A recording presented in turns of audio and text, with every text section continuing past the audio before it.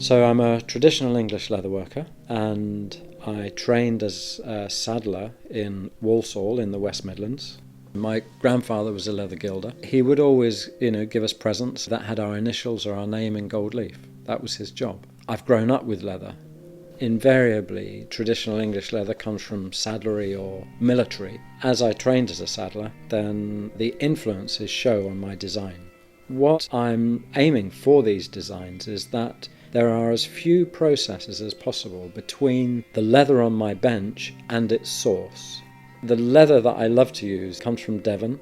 It's the last oak bark tannery in Europe. To transform these Devon cowhides to leather, all that is used is water from the River Collie that flows beside the tannery, and oak bark from Owen Jones in the Lake District. He coppices it, it comes to the tannery, and the only other ingredient that they use, that they need, is time.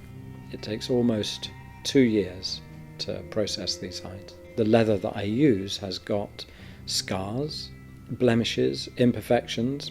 It's full grain. It's the surface of the animal's skin, so the animal lived its life, in the case of the deer, a wildlife. Sometimes I would use that as a feature.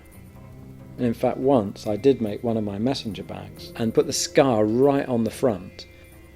And it so happened that that bag was taken to the Paris fashion show and photographed by Vogue Italia.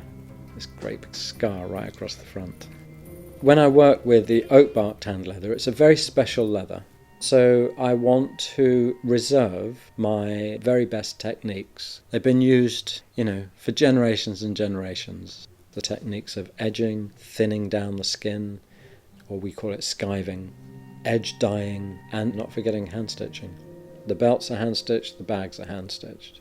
So they're very special. You only need to look at a Tanner Bates oak bark belt or a messenger bag just to see, wow, this is something extraordinary.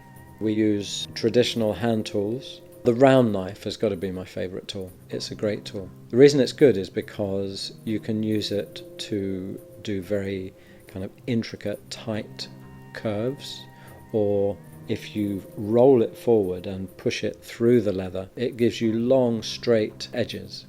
I have a relationship with the makers. I know who makes my leather. I know him by name. I see him regularly.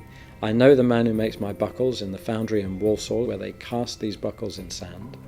His name's Barry. That, for me, is very important.